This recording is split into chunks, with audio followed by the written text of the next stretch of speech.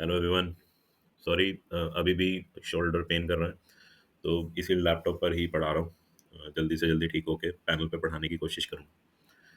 Coming back to our topic, land is fixed से शुरू करना है। अच्छा, जो जो नॉर्दर्न स्टेट्स से मेरा वीडियो लेक्चर देख रहे हैं, जो जो जो भारत की नॉर्दर्न स्टेट्स से बिलोंग करते हैं, उन्होंने हीट वेव का इफेक्ट अभी देखा है। और पंजाब में मोहाली, डेराबस्सी है ना के अराउंड, चंडीगढ़ है ना, पंचकुला के अराउंड वाले एरिया में बारिश हुई है। तो सबको एक डिफरेंस दिखा है टेम्परेचर में, है ना, how much relax this downpour has brought with it.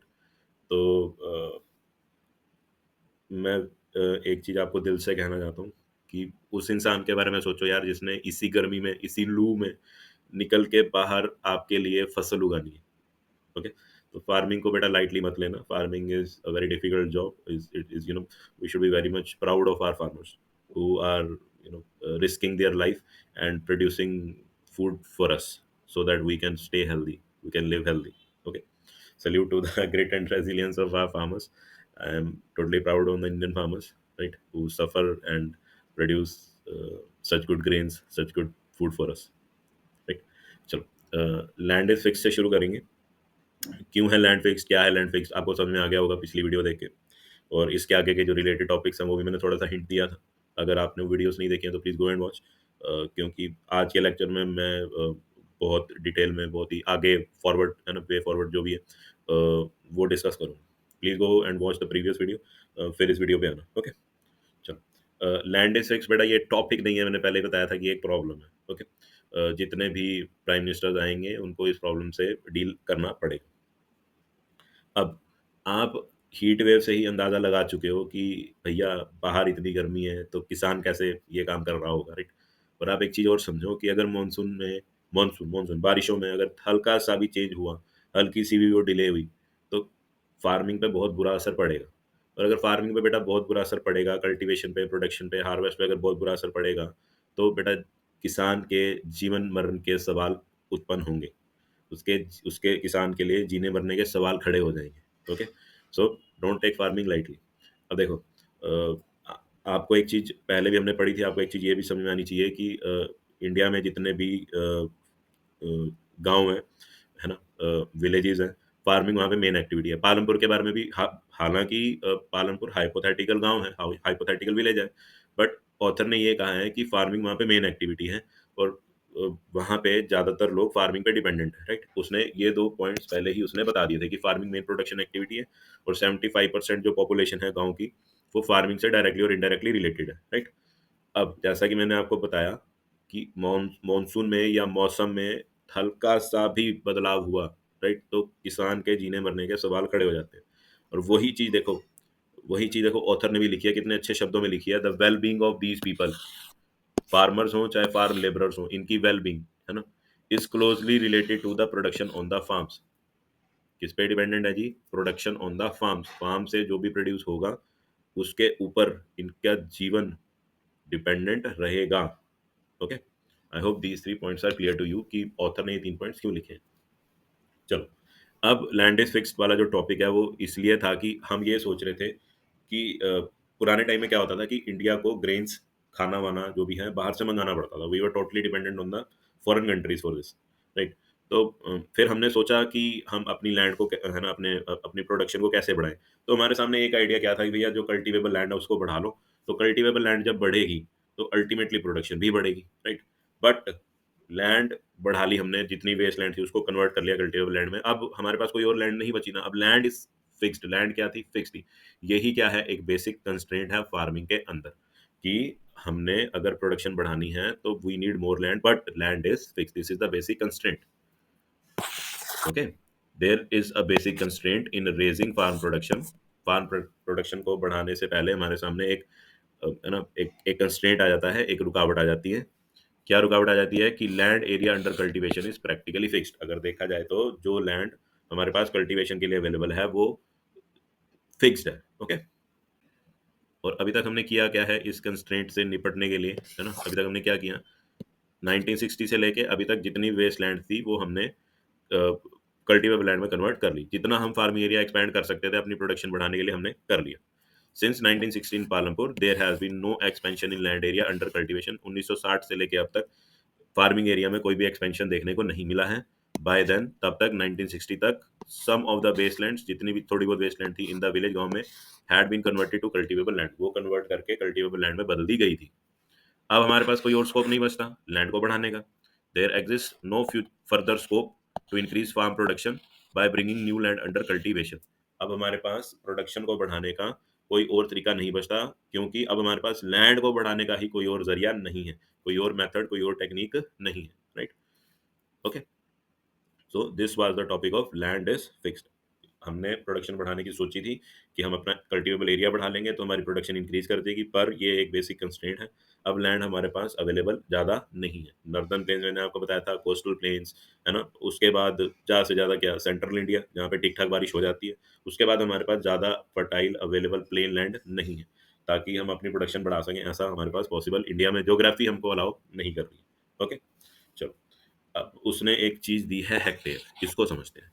ठीक, हेक्टेयर क्या है जी? लैंड के एरिया को मेजर करने के लिए यूनिट है। जैसे आप फोर्स को मेजर करने के लिए यूनिट यूज करते हो न्यूटन, है ना, एक्सेलरेशन को मेजर करने के लिए यूनिट्स यूज करते हो मीटर पर सेकंड स्क्वायर, राइट? तो उसी तरह से लैंड के एरिया की मेजरमेंट्स के लिए भी कुछ यूनिट्स हैं। हाँ, एरिया को मेजर करने के लिए generally metre square, kilometre square, है ना, सेंटीमीटर स्क्वायर, मिलीमीटर स्क्वायर आप यूज करते हो। बट जनरली फार्मिंग लैंड को या एग्रीकल्चरल लैंड को हेक्टेयर्स में मेजर किया जाता है। अगर आपके गांव में बीघा चल रहा है, गिंथा चल रहा है, बिसुआ चल रहा है ना, दसुआ भी कई कई जगह चलता है, राइट? तो वो लोकल यूनिट्स हैं। बट जनरली अगर गवर्नमेंट के डॉक्यूमेंट्स होंगे, सरकारी डॉक्यूमेंट्स होंगे, तो उसमें हेक्टेयर यूज किया जाएगा। ओके, कहीं पे स्क्वायर फुट भी चलता है, बीघा, गज, right? These are the units. Okay, चलो हेक्टेयर क्या है वो समझते हैं पहले। देखो भाई, अगर मैं एक स्क्वायर बनाऊं जिसकी साइड्स हो 100 मीटर की, और मैं इस स्क्वायर का एरिया निकालूं, और मैं इस स्क्वायर का एरिया निकालूं, तो वो आना चाहिए 10,000 मीटर स्क्वायर, राइट? तो इस 10,000 मीटर स्क्वायर को ही क्या लिया जाता है, क्या बोला जाता है? 1 हेक्टेयर। ओके, तो 1 हेक्टेयर की डेफिनेशन भी यहीं से बनेगी। ठीक है, देखो क्या लिखा हुआ उसने। 1 hectare equals the area of a square. 1 hectare उस स्क्वायर के एरिया के बराबर होता है जी, है ना, with one side measuring 100 metres, जिसकी एक साइड का नाप कितना है, मेजर कितना है, लेंथ कितनी है, 100 मीटर। ठीक है, मैं रिपीट करता हूँ, 1 हेक्टेयर क्या है? 1 hectare equals the area of a square. 1 hectare उस स्क्वायर के एरिया के बराबर है जिसकी एक साइड की लेंथ, जिसकी एक साइड का मेजर, जिसकी एक साइड का नाप कितना है जी? 100 मीटर। ओके, और हेक्टेयर क्या है जी? ये स्टैंडर्ड यूनिट है लैंड को मेजर करने के लिए। और भी बहुत बहुत सारी लोकल यूनिट्स हो सकती हैं, बीघा, गिंथा, है ना, बिस्वा, और गज, राइट? तो ये सब आपको है ना, मरलास भी हो सकते हैं। You would be knowing that, right? ये सब लोकल यूनिट्स होती हैं लैंड को मेजर करने के लिए। ओके, चलो आगे चलते हैं। अब भैया, ये इतनी लैंड हमारे पास है, fixed area of land we are having in India, है ना। पालमपुर में भी सेम चीज हो रही है, राइट? की जो लैंड है फार्मिंग के लिए वो तो फिक्स्ड है। ठीक, अब उसी लैंड से हम प्रोडक्टिविटी कैसे बढ़ाएं, ये हमारे पास दूसरा सवाल था। तो क्या करो, अ, जैसा कि इंडियन गवर्नमेंट ने किया था, ग्रीन रेवोल्यूशन ले आओ, है ना। तो डायरेक्टली ग्रीन रेवोल्यूशन पे नहीं आए थे, कुछ और भी स्टेप्स गवर्नमेंट ने उठाए थे, साइंटिस्ट ने उठाए थे, एग्रीकल्चरल साइंटिस्ट ने उठाए थे। तो पहले वो स्टेप्स देख लेते हैं, फिर थोड़ा ग्रीन रेवोल्यूशन की तरफ आएंगे। ओके, तो पहला स्टेप्स देखो, साइंटिस्ट ने या गवर्नमेंट ने क्या उठाया कि इलेक्ट्रिसिटी पहुंचा दो। इलेक्ट्रिसिटी पहुंचाने से क्या होगा? पंप चलेंगे, पंप सेट्स चलेंगे, ठीक है ना, जिसको हम लोकल भाषा में बम्बी भी बोल देते हैं ना। तो वो लोग चलाएंगे, और जितनी भी फार्मिंग लैंड होगी वहां तक पानी पहुंच जाएगा, और पूरा एरिया इरिगेबल हो जाएगा, कोई भी लैंड फैलो नहीं रहेगी, और अल्टीमेटली प्रोडक्शन बढ़ जाएगी। और ये क्यों इंट्रोड्यूस करना था, पंप सेट्स की तरफ क्यों लेके आना था, इलेक्ट्रिसिटी की तरफ क्यों लेके आना था? कि देखो, जो बुलक्स हैं, है ना, उसने कोहलू को चलाना है, वो कितना चलाएगा यार पूल को, थक जाएगा, उसकी उसकी लेबर लिमिटेड है, राइट? बट इलेक्ट्रिसिटी आने से पंप की जो लेबर है वो तो अनलिमिटेड है ना, उसका पोटेंशियल अनलिमिटेड है, जब तक चला सकते हो चलो, है ना? तो अगर बुलक्स को यूज करके, है ना, दिस इज योर फील्ड, अगर आप बुलक्स को यूज करके, है ना, पर्शियन व्हील से पानी निकाल रहे हो, तो लेट अस सपोज आप इतने एरिया को पानी दे पा रहे थे, है ना? अब ये लैंड क्या रह रही थी जी, फैलो रह रही थी, राइट? तो अब अगर आपके पास पंप सेट होगा तो आप खुद सोच सकते हो कि पूरा एरिया क्या बनेगा जी, इरिगेबल बनेगा। पूरे एरिया को आप इरिगेट कर पाओगे और पूरे एरिया पे आप फार्मिंग कर पाओगे, प्रोडक्शन लेके आ पाओगे। तो अल्टीमेटली प्रोडक्शन क्या करेगी, राइस करेगी, राइट? तो this was the purpose of bringing electricity to the farms. Okay, चलो इसको पढ़ भी लेते हैं। क्या लिखा है? इरिगेशन ड्यू टू इलेक्ट्रिसिटी, है ना? इलेक्ट्रिसिटी के कारण इरिगेशन कैसे हो रही है? Electricity came early to Palampur, electricity Palampur में बहुत पहले आ चुकी थी। Electricity transform the system of irrigation, electricity आने से इरिगेशन का जो सिस्टम था वो पूरा बदल गया। And farmers were and farmers are able to grow 3 different crops in a year, ठीक है ना? जो बात मैंने समझाई थी वही बात ये भी लिख रहा है। फार्मर्स अब 3 अलग तरह की फसलें, है ना, साल में, इन अ ईयर, वो उगा सकते हैं। किसके कारण जी? Due to the well developed system of irrigation, ठीक है? एक अच्छे इरिगेशन के सिस्टम के कारण किसान, अब पालमपुर के जो किसान है, साल में 3 अलग तरह की किस्में साल में तीनों अलग तरह की किस्मों की फसल उगा सकते हैं, है ना? खारिफ की फसल, जायद की फसल, राबी की फसल, है ना? आपको पता ही होगा, खारिफ, राबी, जायद, ये क्रॉपिंग सीजन है, क्रॉपिंग है ना, पैटर्न है, राइट? उसके बाद क्या कह रहा है? इलेक्ट्रिक रन ट्यूबवेल्स, जो बिजली से चलने वाले ट्यूबवेल्स हैं, could irrigate much larger areas, वो बहुत ही बड़े एरिया को पानी दे सकते थे। Much larger areas of land more effectively, बहुत अच्छे से, राइट? जो ये पंप सेट्स हैं, बिजली से चलने वाले ट्यूबवेल्स थे, पंप सेट्स थे, ये बहुत बड़े एरिया को, जमीन को अच्छे से पानी दे सकते थे, है ना? कहाँ पर्शियन व्हील और कहाँ इलेक्ट्रिसिटी से चलने वाले electric pumps, electric tube wells, right? Right, you can see the difference. चलो जी, अब आते हैं दूसरे मेथड पर जो हमारे एग्रीकल्चरल साइंटिस्ट ने इंट्रोड्यूस किया था, वो है मल्टीपल क्रॉपिंग। एक मेथड और भी है जिसको बोला जाता है क्रॉप रोटेशन, ठीक? वो हम अभी आने वाली स्लाइड्स में देखेंगे। पालमपुर में क्रॉप रोटेशन फॉलो किया जाता है। अब मल्टीपल क्रॉपिंग क्या है, क्यों इंट्रोड्यूस किया, पहले वो समझो। मल्टीपल क्रॉपिंग होती है, पहले वो समझेंगे। क्यों इंट्रोड्यूस की गई वो अलग अलग बात है, अलग चीज है, राइट? तो मल्टीपल क्रॉपिंग क्या होती है? Let us suppose this is the piece of land you are having, और आपने अपना ये जो लैंड थी, आपने अपने जो ये जो पीस ऑफ लैंड थी, आपने डेडिकेट कर दिया कुछ पार्ट क्रॉप ए को। आपने इसी पीस ऑफ लैंड का कुछ पार्ट डेडिकेट कर दिया क्रॉप बी को, और कुछ पार्ट डेडिकेट कर दिया क्रॉप सी को, राइट? तो सेम पीस ऑफ लैंड पे आप क्या क्या ग्रो कर रहे हो? दो या दो से ज्यादा क्रॉप्स ग्रो कर रहे हो, मोर देन वन क्रॉप अगर मैं बोलूँ तो, है ना? On the same piece of land that you are having, you are growing more than one crop, you are growing multiple crops, right? है ना? ऑल राउंड द ईयर, ये नहीं कि 6 महीने, 2 महीने, 3 महीने आपने अलग अलग सब्जियां उगाई, राइट? ऐसा नहीं। all around the year, when you grow more than one crop on the same piece of land, then it is called as multiple farming। देखो डेफिनेशन में कितनी आसान है। what is multiple cropping? to grow more than one crop, to grow more than one crop, दो, है ना, एक से ज्यादा क्रॉप उगाना on a piece of land, है ना, piece of land पर, ड्यूरिंग द ईयर, साल में, is known as multiple cropping, ठीक है? एक से ज्यादा फसल उगाना, एक से ज्यादा क्रॉप उगाना किसी दिए हुए पीस ऑफ लैंड पे ड्यूरिंग द ईयर, पूरे साल में, उसी को बोला जाता है मल्टीपल क्रॉपिंग, ठीक? अच्छा, अब इसका बेनिफिट क्या है? इससे प्रोडक्शन कैसे इंक्रीज होगी? चलो, late us suppose this is the land that you were having, और सेम ऐसे ही कर लेते हैं पैटर्न, है ना? आपने ये पार्ट डेडिकेट कर दिया क्रॉप ए को, ये पार्ट डेडिकेट कर दिया क्रॉप बी को, और ये पार्ट डेडिकेट कर दिया आपने क्रॉप सी को। ओके, अब देखो, सॉयल में बहुत तरह के न्यूट्रिएंट्स होते हैं। Let us suppose one nutrient two, है ना, up to, let us suppose there are 7 or 8 nutrients, let us suppose there are 8 nutrients, okay? और क्रॉप ए को चाहिए nutrient 1, nutrient 3, nutrient 8, late us suppose, right? और crop B को चाहिए nutrient 2, nutrient 4, और crop सी को चाहिए nutrient 5, nutrient 6, nutrient 7, late us suppose, okay? तो अब आप खुद देखो, जितने न्यूट्रिएंट्स सॉइल में थे, क्या वो सभी न्यूट्रिएंट्स इफेक्टिवली यूज हो रहे हैं? Are we using the nutrients present in the soil fully, entirely? Yes or no? Yeah, right? So we are using the all the nutrients, है ना? that were available in the soil, we are utilizing all the nutrients that were present in the soil, है ना, to the maximum tendency efficiency that we can do with the help of these three crops A, B और C. ठीक है, तो ultimately सभी nutrients जब utilise होंगे, है ना, या मैं ये बोलूँ कि न्यूट्रिएंट्स प्रॉपरली यूटिलाइज होंगे, एफिशिएंटली यूटिलाइज होंगे, फुली यूटिलाइज होंगे, तो यील्ड भी क्या होगी, ज्यादा होगी, प्रोडक्शन भी क्या होगी, ज्यादा होगी, है ना. So this is the way through which multiple cropping helps to increase production. Okay, तो इतना वैसे आपने एग्जाम्स वगैरह में नहीं लिखना है, यू शुड नो कि मल्टीपल क्रॉपिंग करती क्या है. मल्टीपल क्रॉपिंग प्रोडक्शन में इंक्रीज करती है, प्रोडक्शन को इंक्रीज करती है, प्रोडक्शन बढ़ाने में मदद करती है. ओके, आपने सिर्फ एग्जाम में इतना ही लिख के आना है. कैसे करती है, क्यों करती है, क्या नहीं करती है, ये सब मैंने आपको समझाने के लिए बताई थी स्टोरी.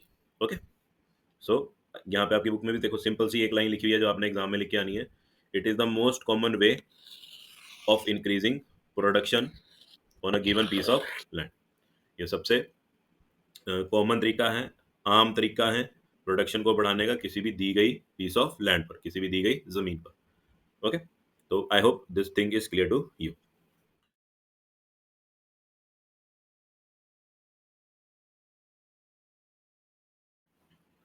देखो सरकार क्या करती है, फार्मर्स से क्रॉप्स खरीदती है ना, एमएसपी पे, राइट. तो जिसको इंग्लिश में बोलते हैं मिनिमम सपोर्ट प्राइस. और वो प्राइस इसलिए रखा जाता है कि जो एक्सपेंडिचर किसान का हुआ है, जो खर्चा किसान का हुआ है, वो उसका पूरा हो सके और उसको थोड़ा बहुत प्रॉफिट भी हो सके, राइट. तो इसलिए एमएसपी का कंसेप्ट इंट्रोड्यूस किया गया. ओके, तो गवर्नमेंट क्या करती है, एमएसपी पे किसानों से फसल खरीदती है. ओके, चलो आगे चलते हैं. अब अगर गवर्नमेंट लेट सपोज राइस और वीट पे ज्यादा एमएसपी दे रही है, तो फार्मर्स क्या करेंगे, राइस और वीट ज्यादा उगाएंगे क्योंकि उस पर उनको ज्यादा प्रॉफिट होने वाला है, और दूसरी क्रॉप्स को क्या करेंगे, उगाना बंद कर देंगे, राइट. तो मल्टीपल क्रॉपिंग इसलिए इंट्रोड्यूस की गई थी कि we have a variety of crops, we have a variety of grains, we have a variety of food items before us, right.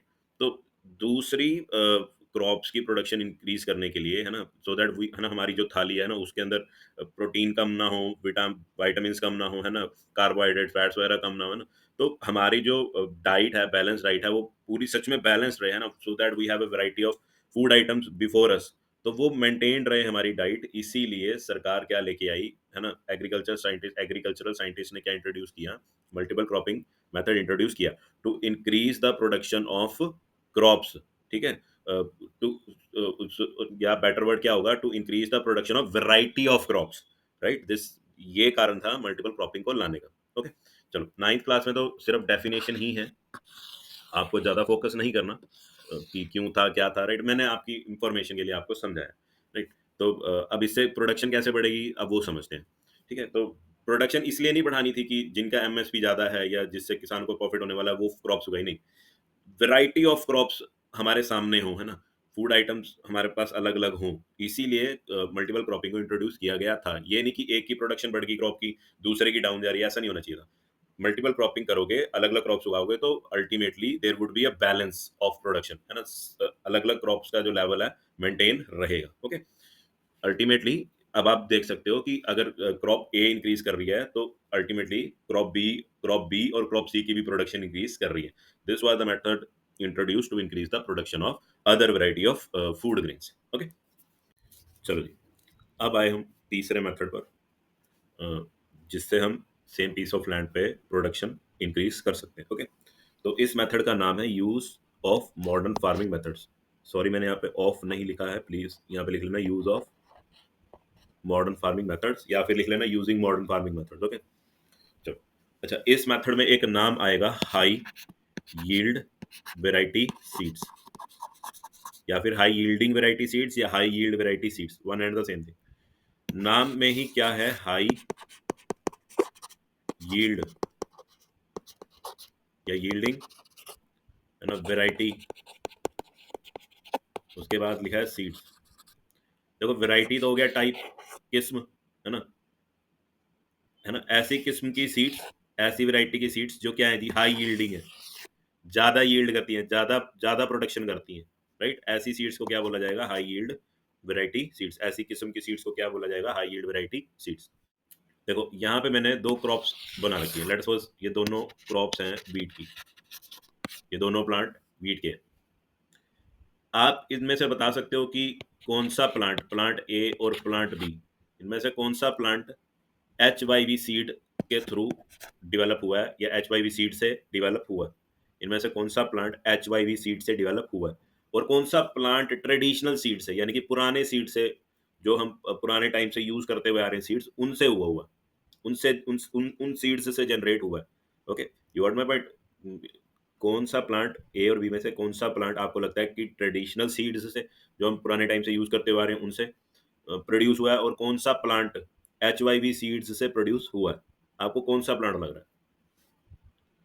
अगर आपको प्लांट ए लग रहा है कि वो ट्रेडिशनल सीड से बना, then you are correct.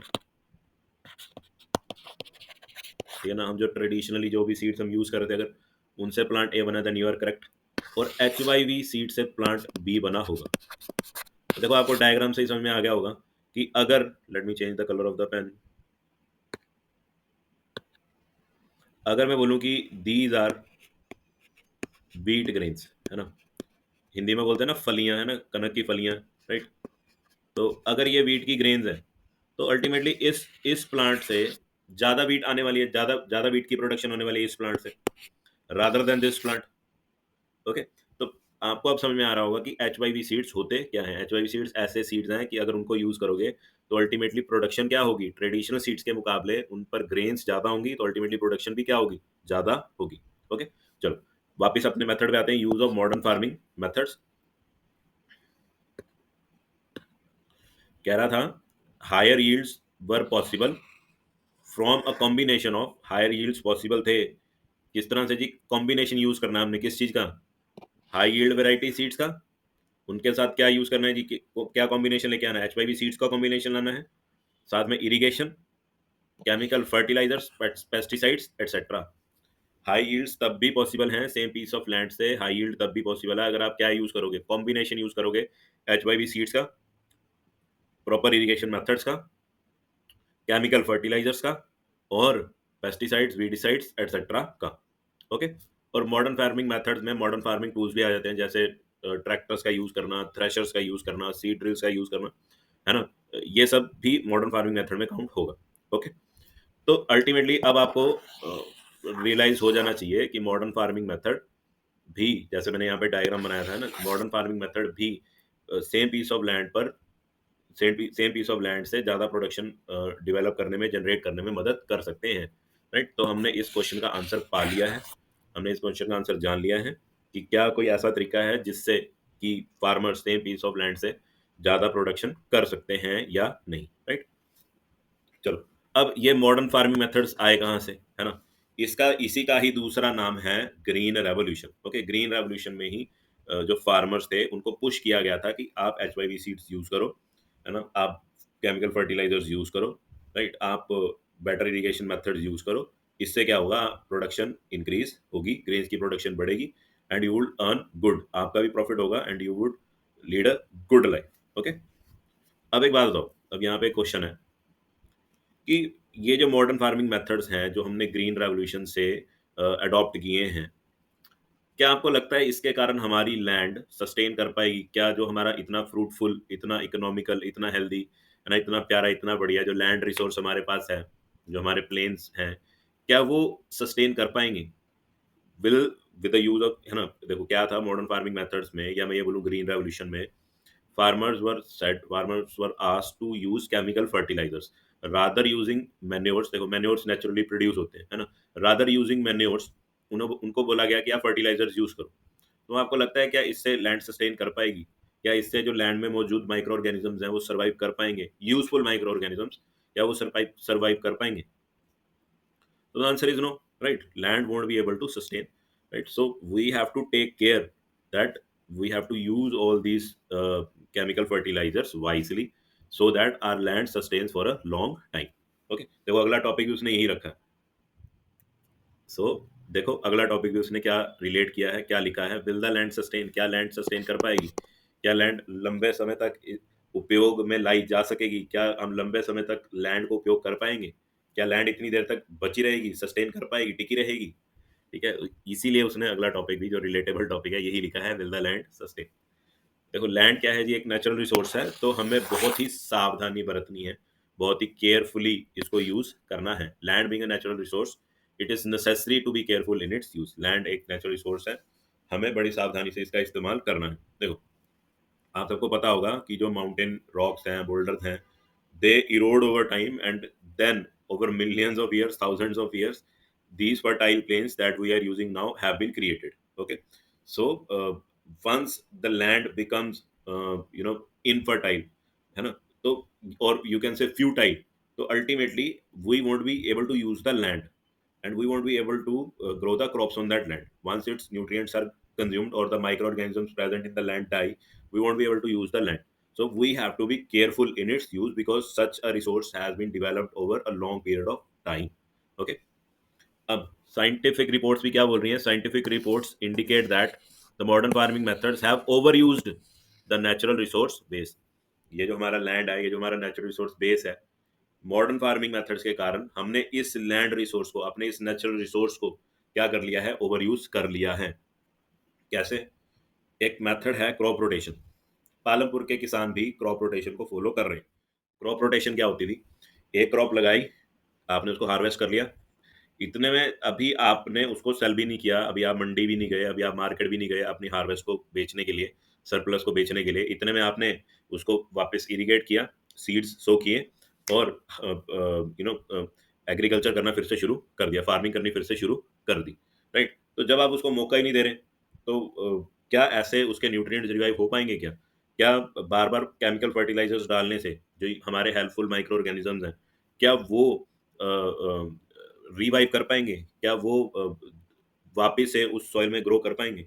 Answer is simply no, right? तो साइंटिफिक रिपोर्ट्स भी क्या कह रही हैं कि जो मॉडर्न फार्मिंग मेथड्स हम यूज कर रहे हैं, है ना, उसकी वजह से हमारा जो ये जो नेचुरल रिसोर्स है, हमने उसको ओवर यूज कर लिया है। अब और ज्यादा उसको, और ज्यादा उसमें सस्टेन करने की पावर नहीं बची है, so we have to be careful. आगे आन- आगे भी देखो, वो भी आगे भी सेम चीज बोल रहा है जैसे मैंने आपसे क्वेश्चन किया ही था, है ना। इन मैनी ईयर्स, बीते वर्षों में, बीते कई सालों में, है ना, green revolution is associated with the loss of soil fertility. Green revolution हालांकि लाई गई थी हमको ग्रेन्स के मामले में सेल्फ सफिशिएंट बनाने के लिए, सेल्फ रिलायबल बनाने के लिए, बट अल्टीमेटली अब ग्रीन रेवोल्यूशन को कैसे देखा जाता है? ग्रीन रेवोल्यूशन को ऐसे देखा जाता है कि वो सॉइल की फर्टिलिटी को डिस्ट्रॉय कर रही है, due to increased use of chemical fertilizers. क्योंकि ग्रीन रेवोल्यूशन में कहा गया था कि आप मॉडर्न फार्मिंग मेथड्स अपनाओ, आप कॉम्बिनेशन यूज करो HYV सीड्स का, इरिगेशन का और केमिकल फर्टिलाइजर्स का, और इन्हीं केमिकल फर्टिलाइजर्स के कारण सॉइल की फर्टिलिटी क्या हुई है? कम हुई है। और इसीलिए अब ग्रीन रेवोल्यूशन को कई फार्मर ग्रुप्स निगलेक्ट करना शुरू कर भी दिए हैं, राइट? वो अब ऑर्गेनिक फार्मिंग की तरफ माइग्रेट कर रहे हैं। ओके, चलो, we are not interested in that thing. अभी हम थोड़ा अपने सिलेबस की तरफ रहेंगे। ऑल्सो अब इरिगेशन भी है, इरिगेशन के अंदर हमने पढ़ा इलेक्ट्रिसिटी के कारण इरिगेशन हो रही है ना, we are over using the ground water due to this, है ना, और कई जगह पे ग्राउंड वाटर भी कम हुआ है। तो अब देखो अगला पॉइंट उसने क्या उठाया, also continuous use of ground water for tubewell irrigation. ये जो हमने लगातार पानी का, ग्राउंड वाटर का इस्तेमाल करना शुरू कर दिया है ट्यूबवेल इरिगेशन से, उससे क्या हुआ, has led to the depletion of the water table. Water table deplete कर गया है। अच्छा, अब ये वाटर टेबल क्या होता है वो देखो।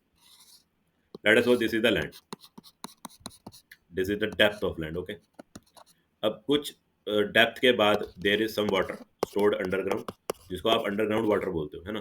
Then there are again rocks at the bottom. ठीक, तो जितनी हाइट तक ये रॉक्स से लेके ये जितनी हाइट तक वाटर होगा, जितने लेवल तक वाटर होगा, उसको बोला जाएगा water table. So this is called water table.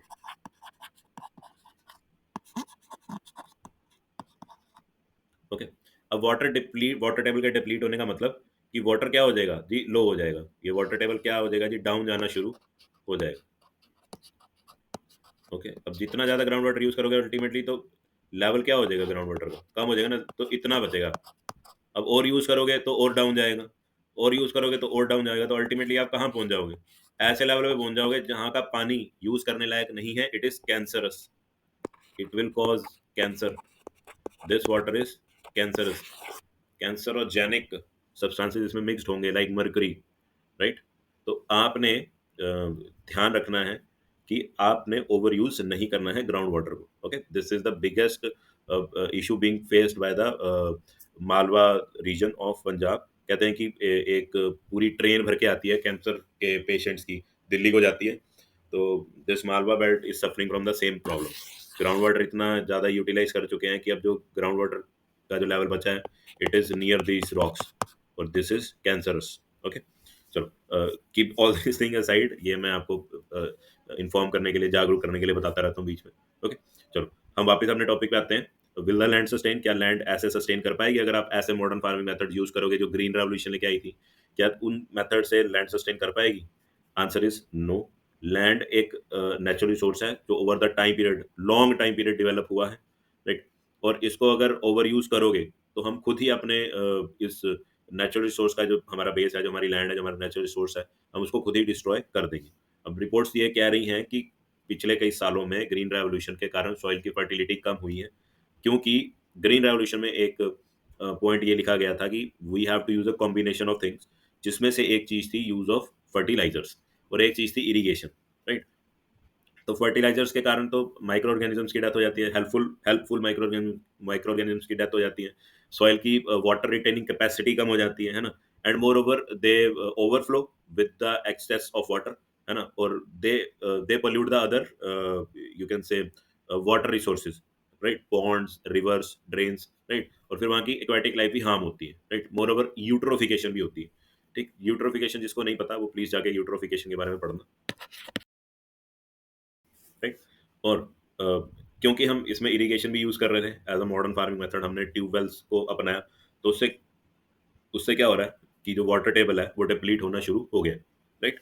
It has reached such an alarming state कि इतना कम हो चुका है कि it has reached eight the bottom of its depth, right? और ऐसे लेवल पे पहुंच गया है, इतना कम हो चुका है कि वो रॉक्स के पास है ना? बॉटम रॉक्स के पास है। That are cancerous. तो अल्टीमेटली वो पानी पिएंगे, यूज करेंगे, क्रॉप्स में वो पानी लगाएंगे, तो वो carcinogenic substances are going to reach our body and ultimately results आपके, इफेक्ट्स आपके सामने, ओके? चलो, तो बी सेफ। आगे एक न्यूज आर्टिकल भी है, ये देखो, ये न्यूज आर्टिकल बहुत अच्छा लिखा है। Chemical fertilizers provide minerals, chemical fertilizers minerals provide करते हैं विच डिजॉल्व इन वाटर, जो पानी में घुल जाते हैं, and are immediately available to the plants, और इमीडिएटली जल्दी से अवेलेबल हो जाते हैं प्लांट्स के लिए। But these may not be retained in the soil for long, पर ये सॉइल में ज्यादा देर तक, ये वाले जो न्यूट्रिएंट्स जो आप बाहर से केमिकल के रूप में डाल रहे हो, ये सॉइल में ज्यादा देर तक रिटेन नहीं रहते। दे में एस्केप फ्रॉम द सॉइल, ये सॉइल से निकल जाते हैं एंड पोल्यूट ग्राउंड वाटर, और किसको पोल्यूट करते हैं? ग्राउंड वाटर को, रिवर्स को और लेक्स को भी पोल्यूट करते हैं। Chemical fertilizers can also kill bacteria and other micro organisms, जो ये फर्टिलाइजर्स हैं ये हमारे हेल्पफुल माइक्रो ऑर्गेनिजम्स को, हमारे फ्रेंडली माइक्रो ऑर्गेनिजम्स को भी खत्म कर देते हैं। This means some time after their use, इसका मतलब ये है कि इनके इस्तेमाल के कुछ देर के बाद the soil will be less fertile, soil कम उपजाऊ रहेगा, कम फर्टाइल रहेगा देन एवर बिफोर, जितना कि वो पहले हुआ करता था। Source down to earth New Delhi, ठीक है? तो डाउन टू अर्थ आर्टिकल है, न्यू दिल्ली में ये छपा था।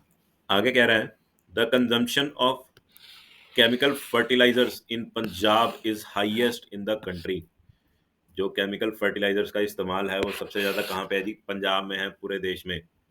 The continuous use of chemical fertilizers has led to degradation of soil health, ये जो हम कंटिन्यूसली फर्टिलाइजर्स का इस्तेमाल कर रहे हैं उससे सॉइल की, मिट्टी की सेहत पे असर पड़ा है। Punjab farmers are now force to use more and more chemical fertilizers and other inputs. अब पंजाब के किसान मजबूर हैं कि उन्हें और भी केमिकल फर्टिलाइजर्स का इस्तेमाल करना पड़ता है समय के साथ। ऐसा क्यों बोल रहा है वो समझो। देखो, आपने हमारा जो नेचुरल रिसोर्स था, जो बेस था, लैंड जो थी, सॉइल जो थी, उसको डिस्ट्रॉय कर दिया। अब उसकी फर्टिलिटी जो है, उसकी जो फर्टाइल पावर थी, जो उसकी उपजाऊ क्षमता थी, भैया आपने उसका तो नुकसान कर दिया। अब न्यूट्रिएंट कहाँ से आएंगे? आपने एक बार क्रॉप उगाई, उसने न्यूट्रिएंट्स यूज कर लिए, फिर दोबारा लगाई उसने, फिर न्यूट्रिएंट्स यूज कर लिए, फिर लगाई उसने, न्यूट्रिएंट्स यूज कर लिए, अल्टीमेटली न्यूट्रिएंट्स तो खत्म हो गए ना। तो आप न्यूट्रिएंट्स कहाँ से लाओगे? बाहर से लाओगे, बाहर से लाके डाल दिए, फसल उगा ली, अब क्या? न्यूट्रिएंट्स फिर कंज्यूम हो गए, तो बार बार बार बार बार बार आपको क्या करना पड़ेगा? बाहर से न्यूट्रिएंट्स डाल डाल के खेती करनी पड़ेगी, प्रोडक्शन लेवल्स को मीट करना पड़ेगा।